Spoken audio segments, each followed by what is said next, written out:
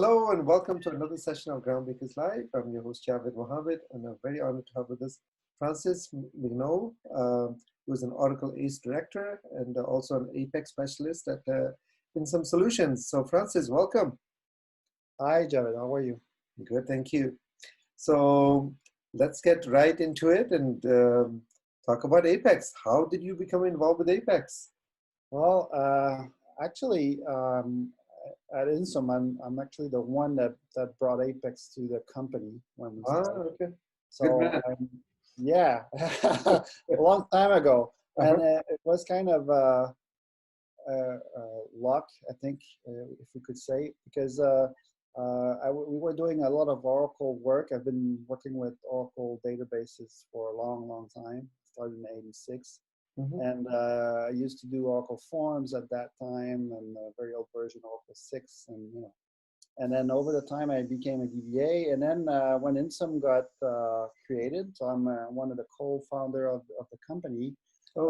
We decided to build the association management framework, like a multi-tenant one, and then we started to do that with Oracle Forms.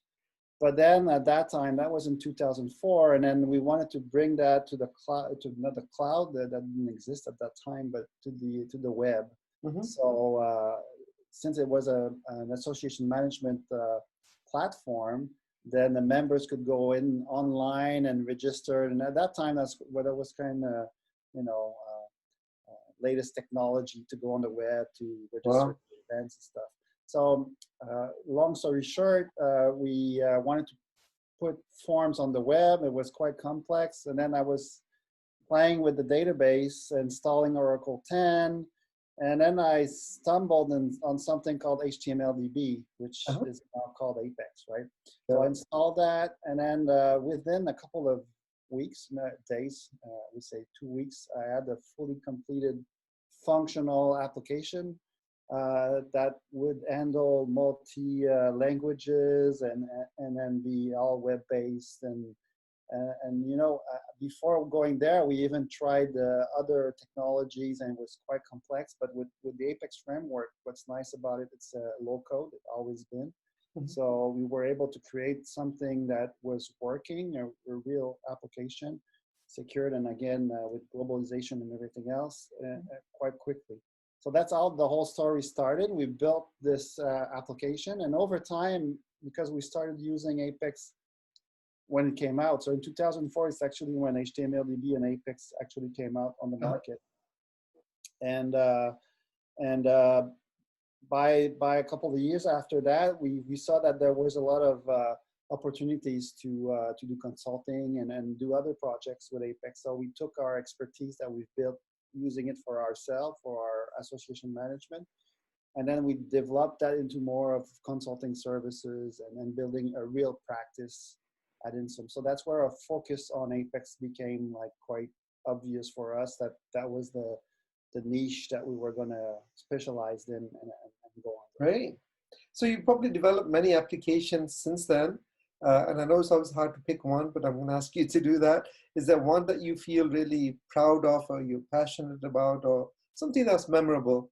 Yes. So we did a lot of application, as you might see, because again, it's been like 16 years now that we're doing Apex. But lately, we did build an application that is a SaaS application where people can go in and reserve office space to go back to the office, and then reserve the space. So we did that pretty quickly, very rapidly, and it was deployed on the Oracle Cloud, the free Oracle Cloud service that's now available. So that's a very good one, and it's very. What's nice about Apex again is that you can do so many different things. So even for a client-facing, that's a client-facing app where people go in. They pay with a credit card to get the service, and then they can start using the application. So what's nice about that is the integration of everything. We integrate the different platforms to get the payment in. The Apex, it's mobile and it does everything. So it was a very nice project done in a very short period of time. Wonderful. So you've probably developed many best practices along the way. For someone who's kind of new to Apex, Is that something advice you'd want to give?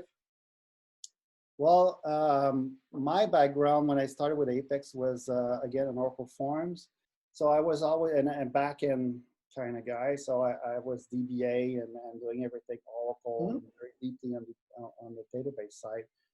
And getting into Apex, I realized that what's nice about the tool, and what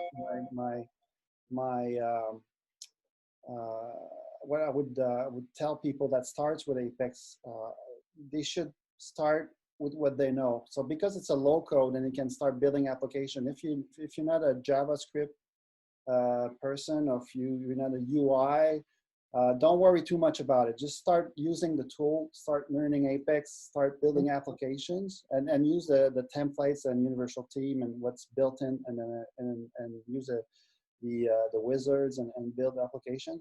And once you're comfortable with that, then you can go deeper into what you're not most comfortable with. So if you want to learn a bit more JavaScript, then you can start extending it, reading blogs, and adding to your existing app. So my recommendation would be start with what you know, and use the tool, leverage it, because it's, again, low code, easy to use.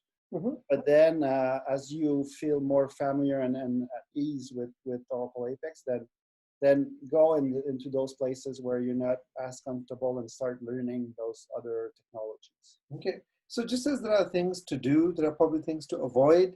And any light you can shed on that? Well, you know, I'm going to go on the DBA side of thing.